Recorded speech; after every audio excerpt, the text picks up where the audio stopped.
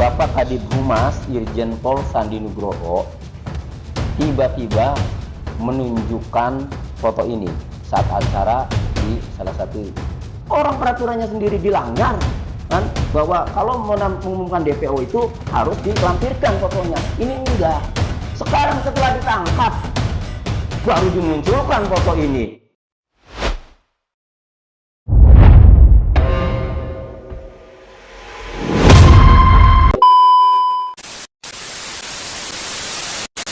Baru-baru ini polisi memberikan barang bukti kepada publik berupa foto Peggy Setiawan, namun barang bukti itu menjadi para netizen buka suara terkait bukti yang dipublikasikan oleh polisi. Berikut salah satu netizen menanggapi video bukti tersebut. Kalau dibilang bahwa alat bukti kurang ini sedikit saya buka sedikit lah. Sebenarnya saya nggak pengen membuka bukti. Bismillahirrahmanirrahim. Saya akan coba tanggapi video Anda, Bapak Polisi ya. Anda tadi bilang ya, mengambil contoh ya, untuk menjadikan seseorang itu tersangka ya, menetapkan. Anda tadi mengambil foto Peggy Setiawan bersama kedua adik perempuannya ya. Ya. Anda bilang itu sebagai contoh ya. Terus katanya penyelidik itu tidak sembarangan menetapkan orang itu sebagai tersangka. It's okay, itu pendapat Anda ya. Mungkin itu penyelidik yang ini, tapi kan kita harus sesuai jalur. Asal muasal kematian Pina itu bagaimana sih? Ya, kan kita harus ambil dari akar, Pak. Kalau Anda ambil dari ujungnya, akarnya Anda lupa, itu rusak. Itu sama saja Anda mengkhianati hukum, ya. Pengkhianat hukum, tidak ada manusia yang paling bangsat kecuali manusia yang mengkhianat hukum. Bapak Kadif Humas Irjen Pol Sandi Nugroho tiba-tiba menunjukkan foto ini saat acara di salah satu stasiun TV swasta ya, di Kompas, menunjukkan foto Peggy Setiawan. Kalau tidak kami jelaskan, maka masyarakat bisa saja persepsinya ya, persepsi publik bisa saja, oh Peggy Setiawan ini banyak perempuannya, ada perempuannya kan. Karena beliau juga tidak menjelaskan ini foto bagaimana kan, hanya menjelaskan bahwa foto inilah yang memang dicari kan gitu, Peggy Setiawan. Kami jelaskan ya foto ini. Foto ini yang ada pada Kadif Humas Irjen Pol Sandi Nugroho ini ya, ini foto diambil ya, oleh polisi pada tahun 2016.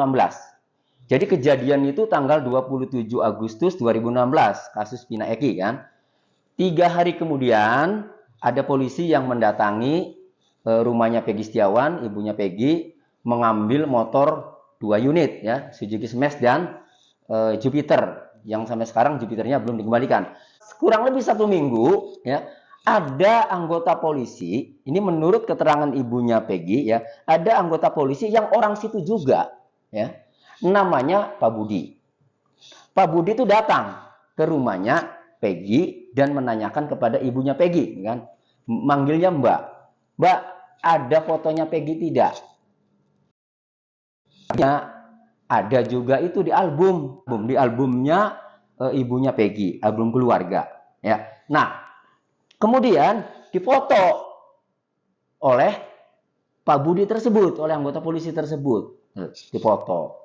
Setelah itu Pak Budi tadi, polisi tadi menanyakan juga KTP Peggy Setiawan dan kartu keluarga Peggy Setiawan.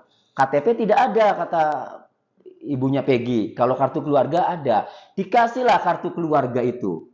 Ya, kalau penjajahan, pemberontakan bisa dihapus dari dunia ini, maka penjajahan, pemberontakan, pengkhianat hukum juga harus dilenyapkan dari negara ini. Ya. Anda mengambil ujungnya, akarnya Anda lupakan. Seharusnya Anda memaparkan kronologi kematian Pina itu seperti apa, ya.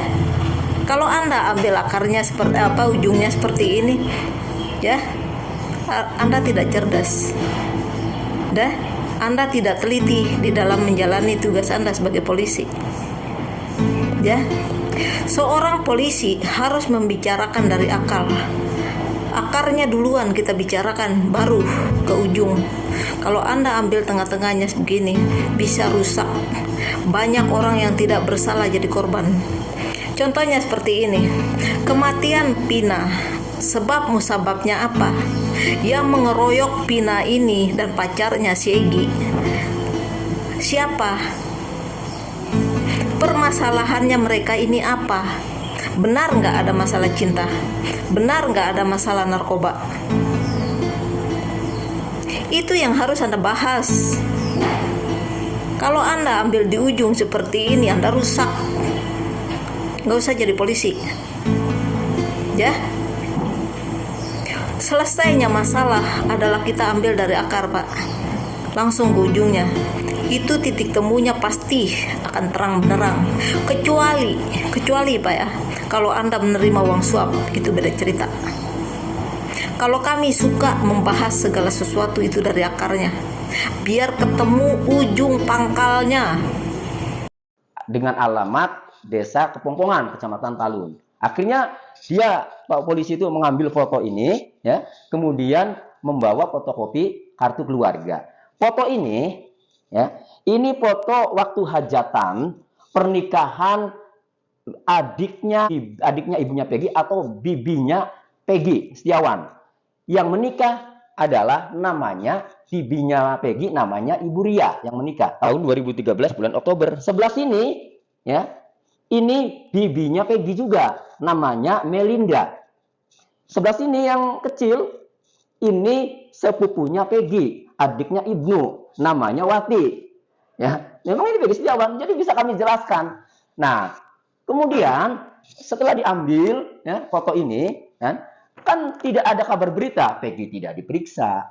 Ujug-ujug setelah film Pina rame, pada tanggal 14 Mei 2024, Polda Jawa Barat mengumumkan DPO, di mana Andi, Dandi, dan Peggy alias Peron sebagai DPO menindaklanjuti putusan pengadilan atas nama 8 terpidana itu. 3 DPO yang dirilis itu tidak ada fotonya.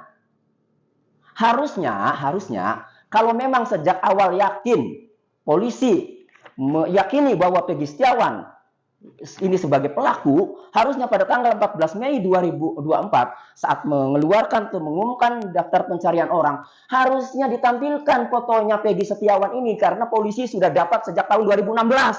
Kalau yakin, kenapa tidak ditampilkan dalam pengumuman DPO itu, terutama Peggy Setiawan?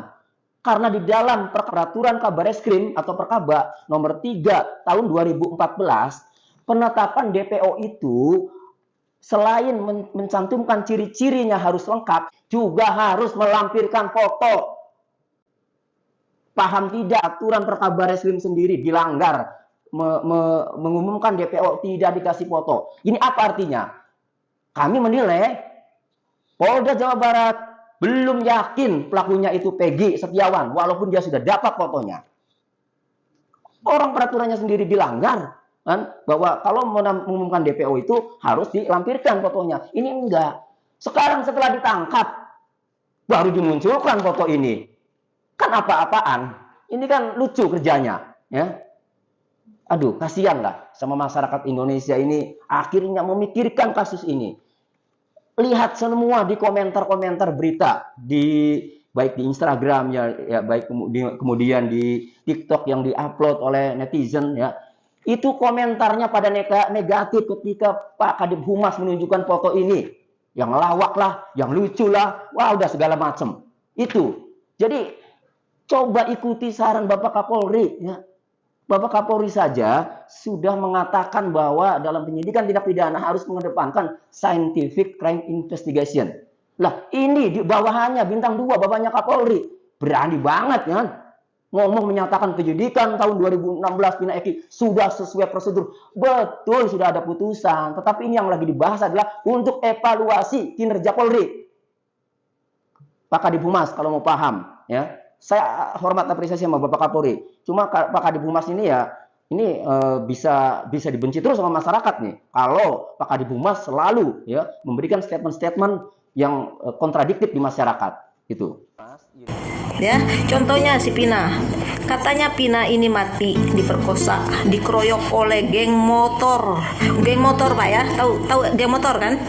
Ya, geng motor ini di Cirebon ada namanya Peggy Setiawan alias Perong, yaitu anaknya Cecep sekarang yang tidak mau diakui oleh ibunya, yaitu Bupati Cirebon. Kedua ada si Egi Epe, apalah namanya. Nah, terus ada namanya Andi alias Linda. Kami dengar ada juga namanya Aldo. Ya, kenapa Anda tidak menangkapnya? Ada namanya EF. Kenapa Anda membebaskannya? Di situ ada namanya Peggy Setiawan alias Perong, ya, geng motor itu yang mengeroyok Vina dan Egi pacarnya. Masalah kematian Pina ini ada hubungannya dengan cinta. Pina ini sebelum pacaran sama Eki, anaknya bapak polisi, dia pernah berhubungan sama Egi.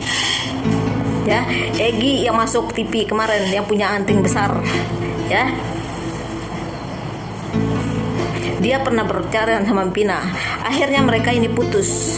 Setelah putus, Pina tidak mau balik lagi sama si Egi ini. Terus pacaran sama si Eki, anaknya bapak polisi. Egi sama Eki ini sama-sama geng motor. Mereka berteman. Ya Bapak, begitu cara kita mengalurkan berita Pak, biar nggak salah. Jangan diambil ujungnya tok, akarnya nggak dibawa. Setelah putus ini, Pina malah pacaran sama pacarnya. Pina tidak mau menerima si Egi mantannya ini lagi karena bilang, kita pernah baca ini komennya Pina ya, statusnya Pina, Egi ngirim foto katanya jorok, katanya apa sok kegantengan katanya gitu. Pinanya udah nggak mau sama si Egi, akhirnya memutuskan untuk pacaran sama Eki, anaknya bapak polisi, ya. Yang mengeroyok Pina ini adalah geng motor Bapak. Astagfirullahaladzim, nabillah misalnya. Zunnabillah. Ya, jadi akar ini yang harus Anda bawa. Ya. Pina sama Eki ini dikeroyok oleh geng motor. Ya, geng motor yang ada di Cirebon itu siapa? Nama ketuanya itu siapa? Kan sudah kami kasih tahu. Kalau Eki Peggy Perong, anaknya Cecep ini adalah ketua geng motor yang ada di situ. Ya. Katanya dia tidak punya tato. Kemarin dia telanjang, tatonya banyak kan? Tapi Anda tidak mempermasalahkan. Nah, kenapa Anda rusak kalau seperti itu? Ya.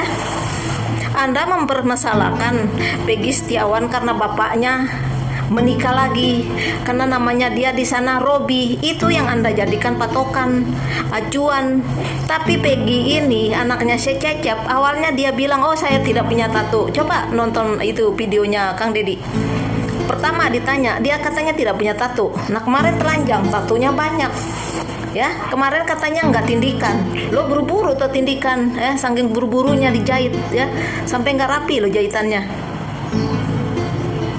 Kalau patokan itu yang Anda ambil, Pak, ya, karena namanya Robi, kenapa Peggy Setiawan tidak Anda tangkap? Peggy Setiawan awalnya bilang dia tidak punya tato, tapi dia bertato faktanya. Katanya tidak punya tindikan, faktanya ada bekas dijahit. Kenapa Anda tidak jujur? Kenapa Anda tidak berjalan dengan sesuai hukum yang ada di Indonesia ini? Kenapa Anda berbelit-belit? Dan kenapa Anda ingin menjadi pengkhianat hukum di negara ini? Kalau itu acuan Anda, kami rakyat juga punya acuan, ya. Anda mengatakan kalau si Peggy ini kenapa ganti nama menjadi Robi? Kami juga mau bilang, kemarin Peggy Perong bilang nggak punya tato, tapi faktanya punya tato banyak di badannya. Katanya nggak punya tindikan, faktanya ada bekas dijahit. Tapi itu tidak membuat Anda menjadikan acuan. Padahal Peggy Perong ini anaknya bupati pernah ditangkap, Anda lepas. Berapa duit Anda terima? Jangan jual hukum di negara ini. Jangan jadi pengkhianat hukum. Kalau penjajahan, pemberontakan bisa dilenyapkan dari dunia ini, maka pengkhianat hukum harus dilenyapkan. Ya, Anda ingat itu Bapak polisi ya. Jangan jadikan acuan karena Peggy ini disebut sebagai Robi di sana. Disebut sebagai Robi itu ada alasannya. Karena bapaknya menikah, bapaknya bilang dia tidak punya anak. Tiba-tiba anak ini tamat SMP, dia datang ke bapaknya, datang untuk mencari pekerjaan. Ya. Karena sebelum dia berangkat tamat SMP dia tanya kepada ibunya, ibu ayah kerja apa? Kerja di mana? Akhirnya si mamanya ini mengkasih tahu kalau bapaknya itu mandor bangunan, kerjanya di Bandung. Itu anak itu ngejar bapaknya ke sana, nyampe ke sana dia pengen kerja. Dia tidak melanjutkan sekolahnya ke SMA. Ya, karena dia cuma tamat SMP. Disitulah dia dipanggil Robi karena si bapak ini menikah tidak mengatakan tidak punya anak. Kok tiba-tiba anaknya muncul? Nah, disebutlah sebagai Robi.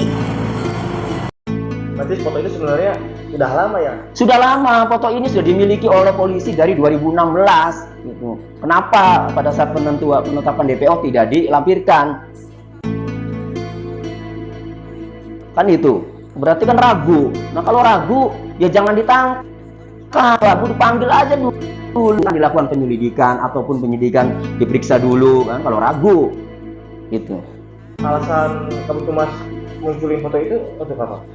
Ya tidak tahu, kalau penjelasannya kan memang foto ini yang dari dulu dicari, kan bertolak belakang. Kalau dari dulu dicari sejak 2016, kenapa tidak ditampilkan, kenapa tidak dilampirkan dalam pengumuman DPO, daftar pencarian orang tahun 2024, tanggal 14 Mei 2024. Harusnya kan kalau memang dari dulu foto ini yang dicari sesuai dengan statement Bapak Kadif Humas ya, bahwa ini foto ini benar yang dicari. Lah kenapa nggak ditampilkan, dilampirkan di DPO pada tahun 2024, 14 Mei 2024 itu?